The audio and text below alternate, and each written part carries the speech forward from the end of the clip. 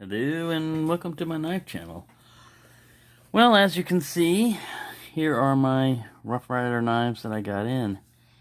And one of them, of course, you've seen before is the Blue Mule Sunfish. This is a really nice knife. You've probably seen Jersey Knife Guy and Knife Detector both do a video on these, and it looks like a big canoe, but it really is. It's like a giant canoe. This thing fills the hand pretty well. I really like it. It is heavier than I thought it was. When I felt it in the hand, I thought, this thing's about like maybe 4 ounces or something. Was I wrong? 6.2 ounces. Or, oops.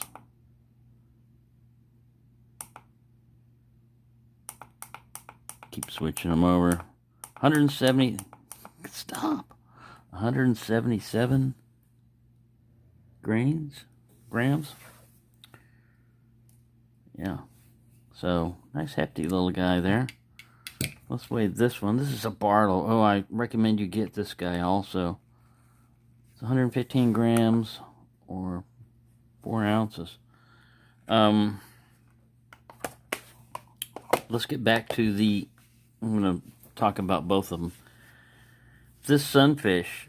Now, I've only had one other one before. I think it was an elephant toe or something. I believe the difference between a Sunfish and an elephant toe is an elephant toe is big on one end and then smaller on the other. And this is equal end. I'm not sure about that, but anyway, it's got a nice big fat blade. Now, the pull on this thing, it's got a very good half stop on it. The pull on this thing is getting on the strong side, but that's because, I think because of the design of this, the back strap and everything. We're talking probably about an 8 on a pull, but it's good. On the main blade, I haven't cleaned this one up. It kind of mushes in there, but it has a good solid lockup to it. And what I mean by mushes is, if you look at the machinery, see that? That's cast metal. So if that's cast fully well and ground down well, you'll have a good interface. Also the lockup up here. If it's good and solid like that, you won't have any blade play. Speaking of blade play, this is kind of an update on the Marbles D2. I was using this the other day, and I've already sharpened it. I've already put my own edge on it and everything else. But I was using it, and you see that gap right there? This is a lock back. See that? You get that little bit of blade flex. I didn't notice it when I was sharpening it before, but when I was cutting with it, I pushed down and I was like, wow, are the covers loose? It feels like something, but it was transmitting through here. So, and you see that's not a very good cut on that. They should have squared it off more, and there should not be a gap there. Now, I could return it, but since I've already sharpened it, I'm going to keep it. If I wanted to, I could build that face up on there. Anyways, that's that one. That's kind of a disappointment on that knife. But like I said, since I've already sharpened it, I couldn't really return it. So I'm just going to, I mean I could, but I'm going to keep it. Yeah, this one's nice. Let me see. The blade is about 2 1/4 inches long. And it's got a very good half stop on it.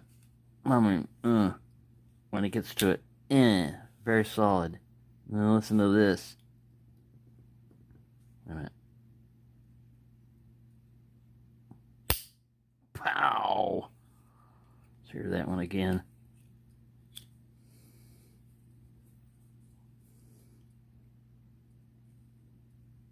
Pushing that resistance. Ooh, smack. Alright, now we got another smaller blade here.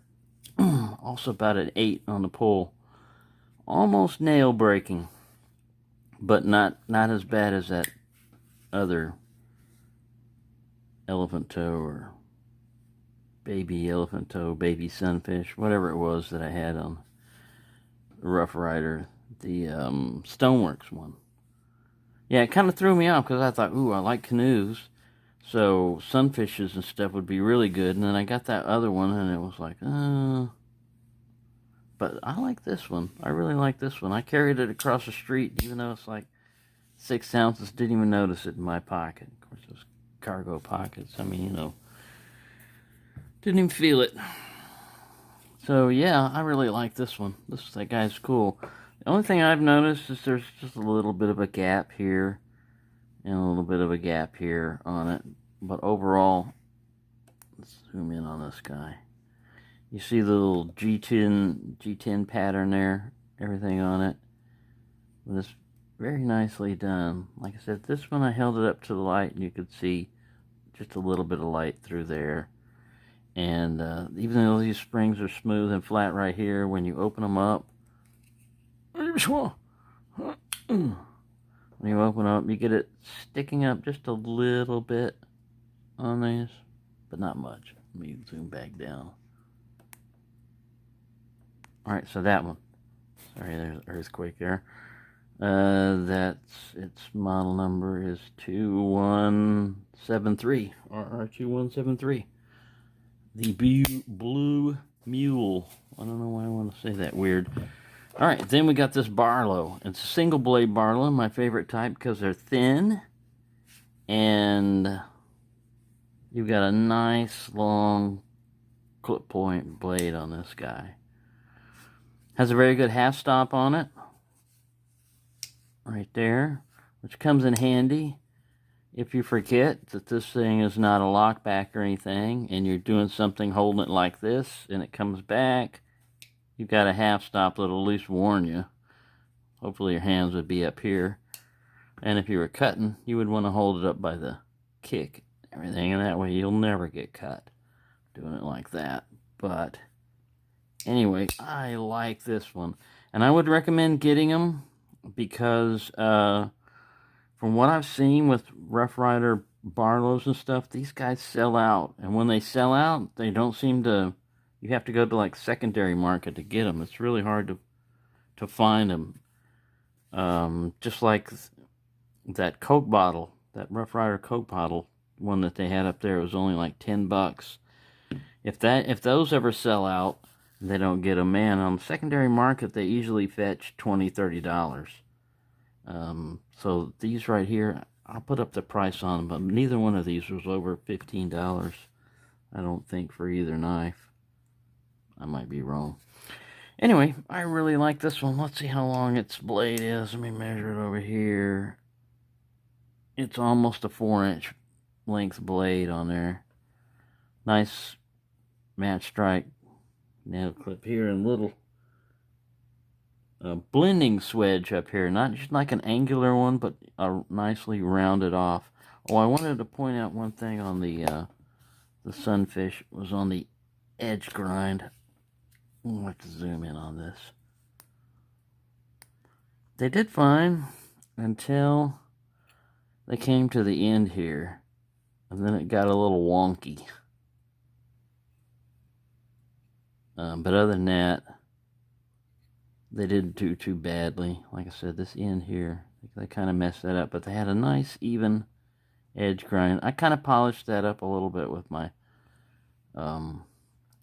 diamond hoe, and I just ran it through here to smooth it off a little bit, because I was going to work on this end right here. On the other one over here, on the smaller blade on this one, they also get a little wonky on the end. It's like the guy was doing fine on his grind, and then he got to the tip and he slipped or something. And see, it gets a little thin right there, and then wide. But just minor stuff. It's still sharp. If you're going to carry a lot, I reprofile the blades to the same, probably like a 20-degree angle or so on it. So that's that one. Let's look at this guy's edge.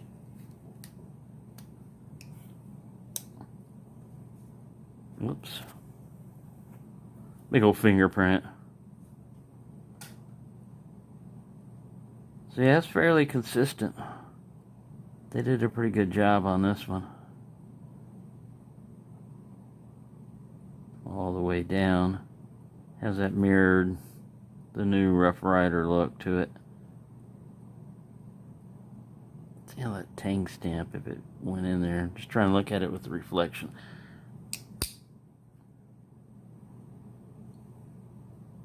I haven't cleaned these up yet.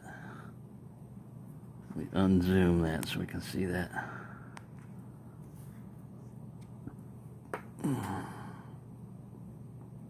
Yeah, it depends on how well they cast the metal and how well they grind this as to how well you get a lockup on your 90-degree right there on your interface. But this one's got a good solid. This pull on this one was a little bit lighter. I'd say about a 6. Still good though. Nice, good. About a 6 pull on it. Good lockup up there. No wiggle, no blade play or anything when it's locked up. And yeah, just a really good one. And what model number are you? RR2120.